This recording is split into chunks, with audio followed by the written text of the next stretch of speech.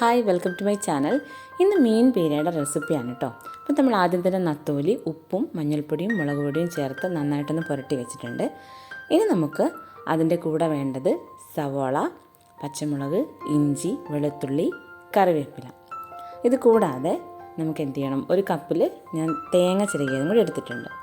എണ്ണ ചൂടായി വരുമ്പോൾ നമുക്ക് എന്ത് ചെയ്യാം, ഈ നത്തോലി നന്നായിട്ടൊന്ന് ഫ്രൈ ചെയ്തെടുക്കണം. അതിനായിട്ട് മീനെല്ലാം എടുത്ത് വെച്ചിട്ടുണ്ട്.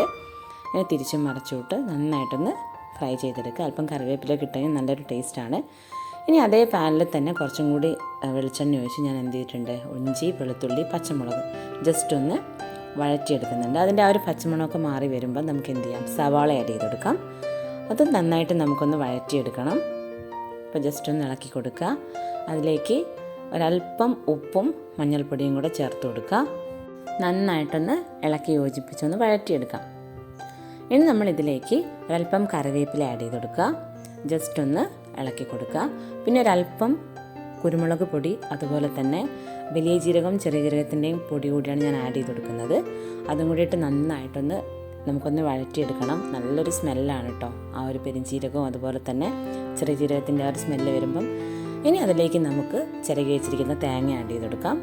അതും ജസ്റ്റ് നന്നായിട്ടൊന്ന് വഴറ്റിയെടുത്ത് തേങ്ങയുടെ ആ ഒരു പച്ചമണോ അതൊക്കെ പോകുന്നവരെ നമുക്ക് എന്ത് ചെയ്യാം, വഴറ്റി കൊടുക്കാം. ഇനി അതിലേക്ക് നമുക്ക് ഫ്രൈ ചെയ്ത് വെച്ച മീൻ ആഡ് ചെയ്ത് കൊടുക്കാം. ഇപ്പോൾ നത്തോലിയാണ്, നല്ല സോഫ്റ്റാണ്. അപ്പോൾ ഇളക്കുമ്പം നമ്മൾ എന്ത് ചെയ്യണം, നന്നായിട്ട് ശ്രദ്ധിക്കണം. എന്തായാലും പീര ആകുമ്പം ലാസ്റ്റിലേക്ക് മീനൊക്കെ നല്ലോണം ഉടഞ്ഞ് അങ്ങനെ കിട്ടത്തുള്ളൂ. എന്നാലും നമ്മൾ ഇളക്കുമ്പോൾ കുറച്ചൊന്ന് ശ്രദ്ധിക്കണം.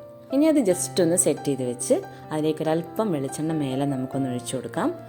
എന്നിട്ട് ചെറു തീയിൽ നമുക്ക് എന്ത് ചെയ്യാം, കുറച്ചും കൂടി ഒന്ന് അടച്ച് വെച്ചൊന്ന് വേവിച്ചെടുക്കാം. കുറച്ച് കറിവേപ്പിലയും കുറച്ച് പച്ചമുളകും ഞാൻ അതിൻ്റെ മുകളിൽ ഇട്ടിട്ടുണ്ട്. അപ്പോൾ ഇതാ കുറച്ച് കഴിഞ്ഞൊന്ന് ഓപ്പൺ ചെയ്ത് നോക്കുമ്പോൾ ഇതാ നല്ലൊരു എന്താ പറയുക, സ്മെല്ലൊക്കെ വന്നിട്ടുണ്ട് കേട്ടോ. ഇനി നന്നായിട്ടൊന്നും കൂടെ സെറ്റ് ചെയ്ത് വെച്ച് ജസ്റ്റ് അതേ ചെറു തീയിൽ തന്നെ ഒന്നും കൂടെ നമുക്കൊന്ന് അടച്ച് വെച്ചൊന്ന് സെറ്റ് ചെയ്തെടുക്കാം. അപ്പോൾ നമ്മുടെ പീര റെഡി ആയിട്ടുണ്ട്. നല്ല അടിപൊളി ടേസ്റ്റാണ് കേട്ടോ. അപ്പോൾ ട്രൈ ചെയ്ത് നോക്കുക. വീഡിയോ ഇഷ്ടമെങ്കിൽ ലൈക്ക് ചെയ്യുക, ചാനൽ സബ്സ്ക്രൈബ് ചെയ്യാൻ മറക്കണ്ട കേട്ടോ.